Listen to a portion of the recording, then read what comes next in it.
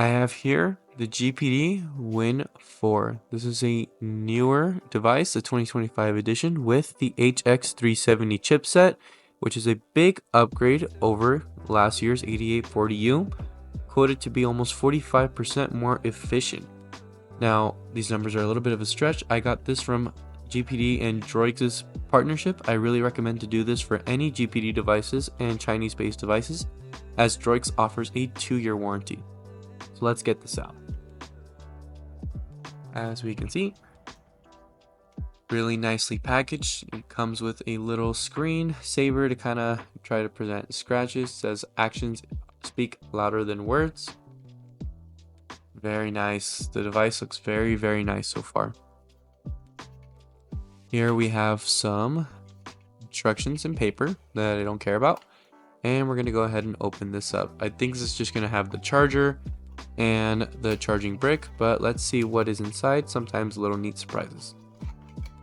And we have the cable, and what's in there? Oh, it's a little lanyard thing. Well, that's a nice little addition. I don't think anything else is in here though. Let's go ahead and open up the other side. I think it's just gonna be, this is a 65-watt charging brick, and this little USB-A to USB-C adapter. It's pretty cool. All right, now that we have this all opened up, we're gonna go ahead and get to using the device and move this out of the way.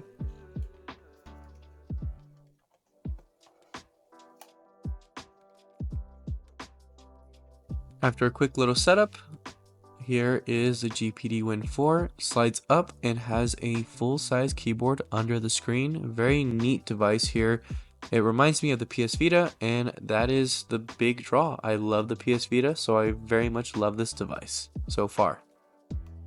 So let's go ahead and test some games. Of course, we have to go with the Forza Horizon. I think this is on a lower graphical setting. I think later on I turn on some ray tracing after I see that the GPU is only being utilized about maybe like 60-70%. So we can definitely get a little bit more power out of this, but as you guys can see, this is running beautifully.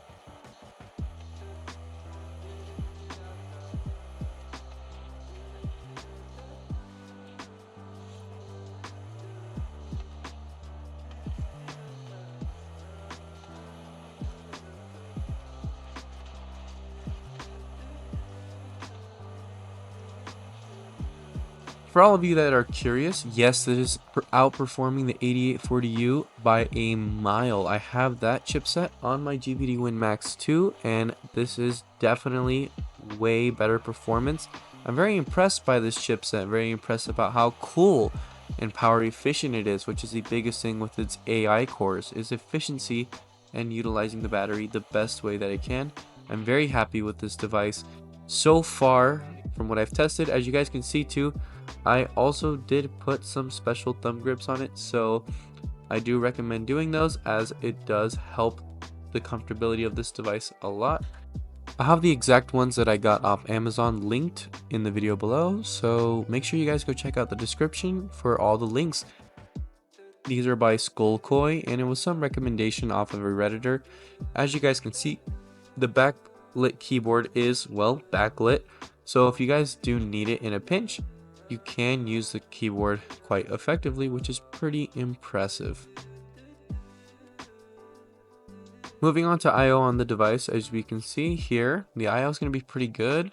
We're going to have our standard mouse or gamepad and micro SD on that side, the CMOS reset button on that side. Bottom, we only have one Type-C port. Would have liked to see another, but it's all right. We have a USB 4 port and an Oculink port along with your headphone jack, which is pretty cool to see. The triggers are analog, so that's pretty good for games. They're not digital. And then you also have your left and right mouse buttons that are PS Vita styled. And then again, going back to these, I'm going to link them down below. I really do want to recommend this to you guys, as they really make this a much more comfortable experience. You have your start button on the left, select button, and fingerprint reader. Then you also have your D-pad, which is PS Vita style. Your buttons, which are PS Vita style. Very impressed with this. I like the firmness of the buttons. And you also have your menu button down there. This is a trackpad So this is not the menu button, but this is really useful. I've actually found this a lot more useful than I thought it would be. And like I said, the menu button, usually in games, it'll bring the Xbox game bar overlay after you download that from the Microsoft app. So far so good on the IO. You definitely can use a dock too to make it more. Let's switch this over into mouse mode, and as you guys can see, you can definitely use the gamepad as a mouse. It's pretty typical. Your left and right shoulder buttons are going to be your pretty much right and left click.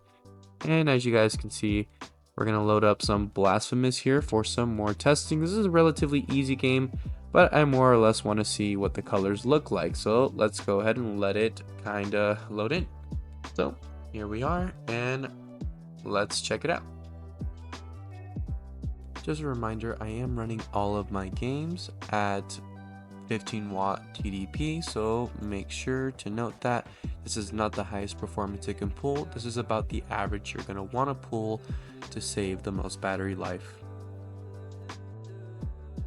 In this 2x sped up video, I am very impressed with the colors. I don't think the light or the camera does it justice, but I can tell you there's some very good vibrance here. I can also tell you that I'm very impressed with how well the screen display like sharpens the image, so it definitely doesn't look too pixely or too distorted when playing, especially a game like this where that can definitely happen. Now let's get on over to some Pal World. This game was a bit of a struggle as I noticed a lot of slowdowns here and there, a couple bugs here and there, but ultimately it did play well and well enough to get through a little bit of it. I want to play it more later on. This is a brand new game I got, so definitely excited to go test it out. But let's watch some ×2 kind of gameplay.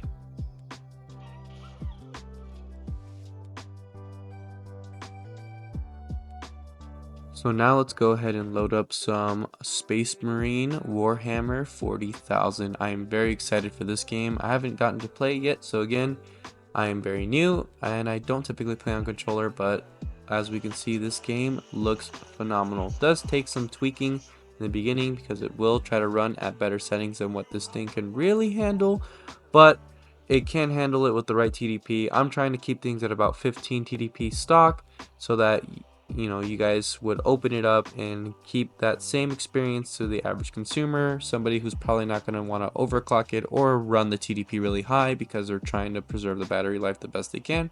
So just trying to run this at a normal 15 watt TDP.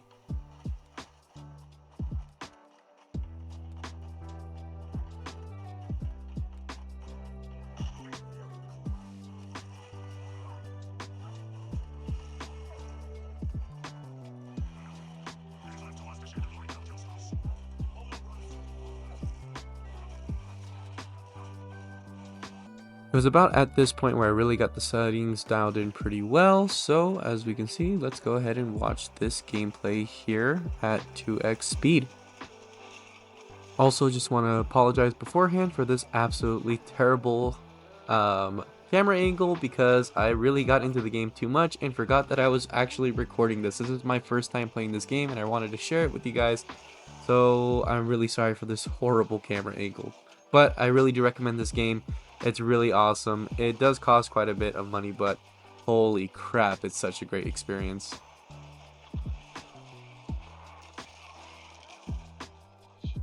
All in all, I have to say I'm very impressed with this device so far. After I get some optimization kind of modifications done on it and I figure out how to run it better like I did my GPD Win Max 2, I am very excited on showing you guys the ropes in a later video. I'm going to be doing another 1 month kind of update later on, and then I'm going to be doing a full review like I did with this. But if you guys are interested in anything else with this device, please let me know. Also, I do recommend picking up this case, AliExpress, Amazon, whatever. Just look up GPD Win 4 case.